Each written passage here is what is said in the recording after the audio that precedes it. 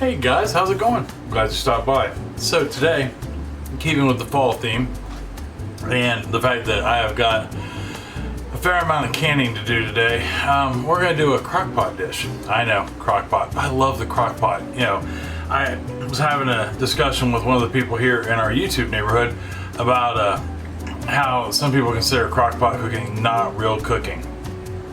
I'm here to tell you, it's real cooking. You're still putting, things together, chopping things up, dicing things up, for the most part. I mean, there are the quick, easy dump meals, which are even more awesome, but it's real cooking. You're still eating afterwards, and it still didn't come pre-processed from a store or a restaurant, which makes it, in my opinion, probably a whole lot healthier. That being said, we're gonna do a chili, and chili is hands down one of my favorite food groups altogether. And this recipe I've done for a while. It's actually a reboot of an old video I did way back years ago when I first started, and I've tweaked the recipe some since then. And I thought, let's revisit it. Hands down, this is one of our favorite chilies. Now, Sarah, my middle daughter, would tell you that this is a fancy chili. It's not fancy at all. It's actually a really good chili, full of flavor. It's got, in this case, cube pot roast, which you could just as easily use hamburger in its place. It also has sausage. It has chorizo. It has spices, but they're all spices that you would have in your cupboard.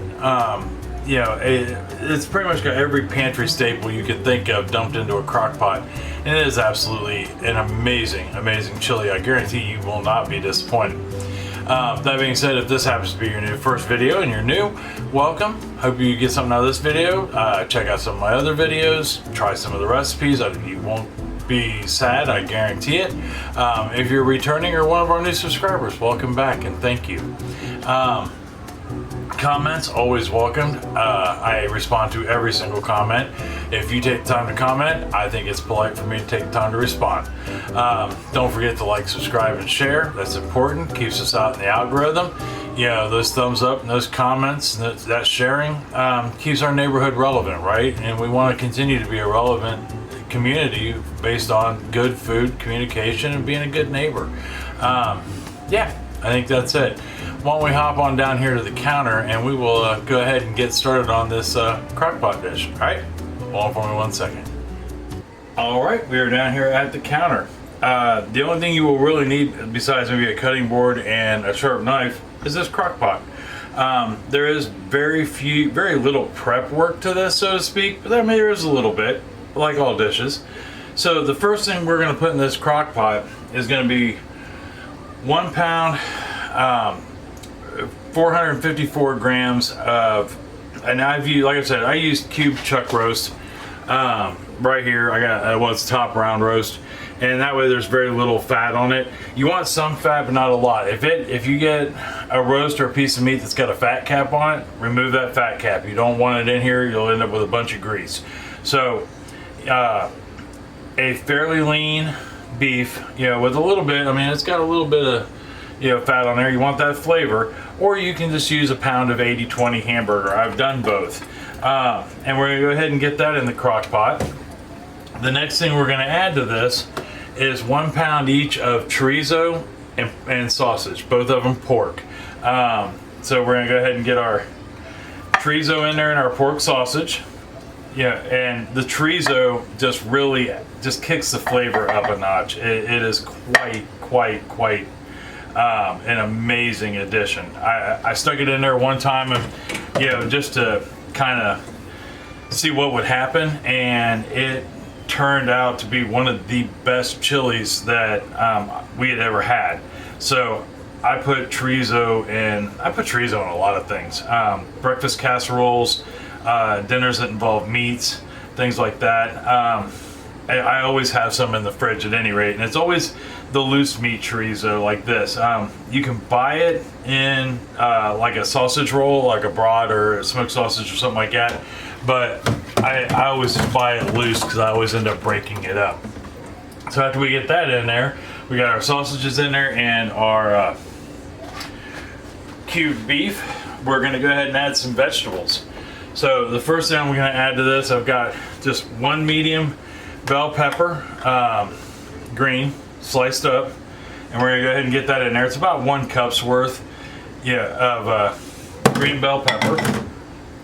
I have got 1 celery stalk, diced up, so and everything's diced up. Got that in there, and then the last thing I'm gonna put in there is I've got 1 large onion, and I diced it up also, and we're gonna go ahead and get that in there. So now that we got that in there, give that a good mix, and I'm just gonna use my fingers. No sense in using the utensils yet. So now we'll add 1 tablespoon. It's about 1 large clove, 2 small cloves worth of garlic, and I've got that minced up where you can press it either way. And like I said, almost everything we're using you probably have in your pantry already. If you don't, everything's economical to buy at the grocery store. It doesn't really cost that much. So now we're gonna add some spices in, which I need my list for my spices because there's a fair amount of them. All right, so first thing we're gonna add to this, dry spice wise, is 1 cup or 1/4 cup, 20 grams of chili powder. I'm gonna put that in there, and you use your favorite chili powder. There's so many different kinds, and there's even specific powders, chili powders for tacos, burritos, enchiladas, chili, so to speak. And then we want to add, yep, that's exactly what we're gonna add. 2 teaspoons, right? Yeah, 2 teaspoons of ground cumin. Now some people don't like cumin. You can leave it out if that's something you don't like. I've got a teaspoon of ground black pepper. So I buy mine just like everybody else, made for the shaker, although I buy a coarse one. I've got 1 teaspoon of oregano. Now the recipe I started using 2 years ago called for original oregano. Italian oregano. I use Mexican oregano.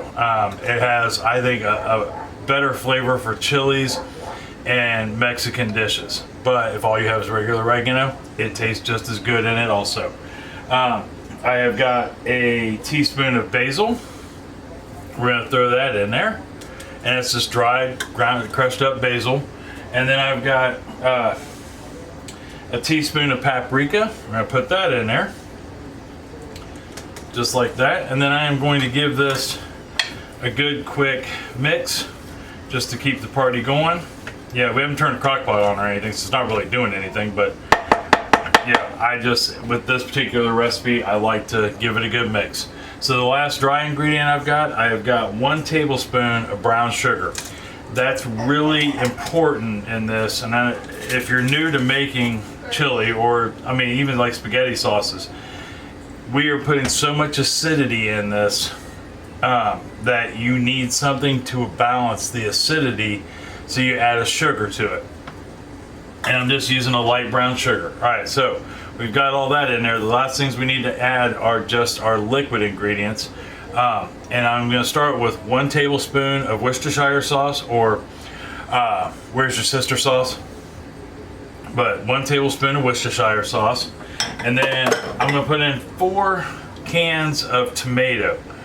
Now, you can use 4, and they're the 15-ounce cans if you're buying them at the store, or you can just use 2 28-ounce cans. I'm going to put in here 2 tomato sauces and 2 crushed tomatoes. That's why when I wrote the recipe down forever ago, I think it originally called for 4 cans of tomato sauce, but I like more than just tomato sauce. I want that extra flavor and texture of the crushed tomato in it. So I do 2 cans of tomato sauce, 2 cans of crushed tomato. And I'm using my own tomatoes, the ones we just got done, tomato sauce, the ones we just got done doing in the garden. Man, did we get so many tomatoes this year, and plenty of sauce. Matter of fact, in this pot right there is actually some tomato sauce I just got done boiling down, condensing it, and I'm about to make a enchilada sauce with it. The can up. I've never made it before. That's going to be fun. We got our tomato sauce in there, and then I'm going to add 12 ounces of tomato paste. Now, if all you have is the little cans, it's 2 6-ounce cans or 1 12-ounce can. I gotta get that out of there. All right, and we'll give this a good quick stir in. Get all that flowing together. We only got 2 more ingredients to put in this. For all its ingredients, it does go really quick. Like I said, you might spend 15 minutes getting everything together and to put it in the pot, but that's it, 15 minutes. I don't think that's bad. All right, so last couple ingredients we got.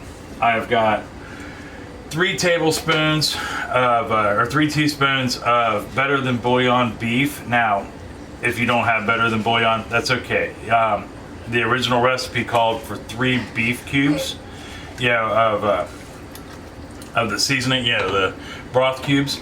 You can use those, or whatever you have readily available, really. But you want to get that in there. Now, not that I'm by any means sponsored by anybody ever, but out of all the stuff I've used over the years now, the better than bouillon product, as far as trying to use bouillons, is just amazing. It adds just 10 tons of flavor, and it's good for years on your shelf or in your fridge. All right, so very last ingredients is just simply 4 cans or 4 jars, depending on who you are and how you do your chili beans, of chili beans. And that's gonna be pretty much it. All right, we got our chili beans in there. Give this a good quick stir. And you want to give it a bit of a stir, if for no other reason, to get your sausages and your sausage and your chorizo broken up a little bit. If not, you will have it will cook through, but you'll have like big chunks of meat, and you're already going to have that in the cube beef, so you don't want big golf ball sized chunks of ground pork. Or you might want to. Really, it's up to you. And you can adjust this any way you like. That's the beauty of cooking. I know I did. I don't honestly even remember the original recipe, which is kind of crazy, but I don't. All right, so we got that in there. Go ahead and get our lid on real quick.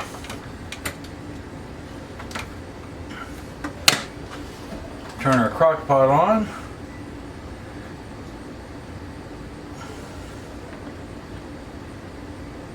Good to go. Okay, so how long do we cook this bad boy for? That's the question everybody wants to know. We are going to let this go depending on how much time you have or when you make it. You can cook it on low, 7 to 8 hours. So you've got all day. Put it on in the morning before you go to work, walk out the door, boom, come back home, dinner's ready. If you don't have that much time, you can cook this on high, 4 to 6 hours, which is what I'm going to do today. That way it's done, because it's almost noon now. I want it to be done when Chris gets home from work. That way we can sit down and have dinner together. So I'm going to do mine on high. Difference being, and it's kind of subtle, is when you cook on low, it gives a little more time for those flavors to meld together, and allows in this case, the chunks of beef to, tenderize a little longer, But I've made this recipe enough that I know, even on high, it will tenderize plenty. That meat is going to fall apart, which is going to be awesome. So anyhow, I am going to let this go for about 5 hours, 6 hours. And when I come back, we will take a look at it and try some. All right, I'll see you here in just 1 second. All right, guys, we are done. And is she not looking just beautiful? Everything is nice and good to go. Now, I do have some big chunks of meat in there. So this is what I was talking about. If you didn't try and break it up, see that giant chunk of it's sausage in this case. But, and that's okay, but everything's just looking good. That meat, the beef is fully cooked and just tender as all get out. I think I actually haven't had any of it yet, but I'm going by past experience. But I think we have turned out quite delicious. All we have to do now is taste some. Okay, let's get some here in the bowl. That way we can get some. Now, I put cheese and jalapenos on mine. Sometimes I put crackers in it, sometimes I don't. Yeah, it just really varies on the day, my mood. But we almost always have cornbread. But there we are right there as a look at it, as the spirit of the wind pulls my paper towels down. I have got to figure out a better way to do my paper towels. They're always coming down on me. But we'll go ahead and get some cheese on there. I've got a few fresh jalapenos chopped up. I do so love a jalapeno. Yeah, those that have been with me for a while, there's kind of a theme that goes with soups, stews, chilies, chowders, always cheese and jalapeno. But there is our beautiful dish with some cheese and jalapeno on it.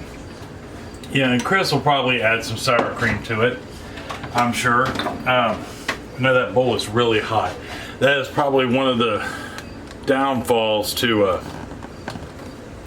cooking in a crock pot. Is it does come out hot. Yeah, but after we're done visiting, I'll go ahead and take just the crock itself over to the table, set it down, and it'll start to cool down a little bit. I'll let it sit another 5-10 minutes or so. But the important thing is we give this a try, because yeah, we're 2/3 of the way there. It looks good, it smells good. Let's see how she tastes.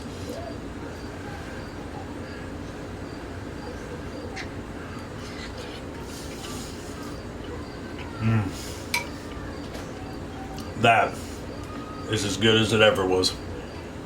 Oh, this is hands down some of the best chili you'll ever try. That I guarantee. It's got just the perfect hit of all those spices, and you can taste everything, including the fresh jalapeno. But you know that the beef that we put in there is so tender it just falls apart right when your teeth touch it. You know, the chorizo adds so much flavor to it. Yeah, but it's not overwhelming, not by any means. And then that sausage, you know, is just, you know, takes it up a notch. You know, everything is just, I'm telling you, you will thoroughly enjoy this chili. I guarantee it. Throw it with some cornbread, or even just a French loaf or a grilled cheese sandwich. Any of those are an amazing possibility with this chili. Either way it goes, this would be outstanding for, yeah, a family get-together, a holiday, you know, a company, and it doesn't take long. Literally 15-20 minutes to put it together, and you walk away from it until it's ready to be served. Give this a try. Let me know if you do, hands down. You can leave me a comment down below. Ooh, hold on, I want to show you something real quick. I just have to grab this towel so I can grab one of them. I want to show you that enchilada mix I made.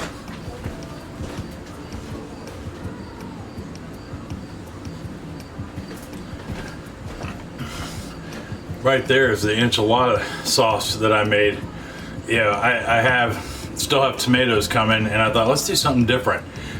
This is an absolutely tasty enchilada sauce that I may do a video on it. If you want to see a video on it, let me know, and I'll do one, because it's a really good flavor, and it wasn't really hard to make, and the recipe came from Ball, so I know it's a good trusted recipe.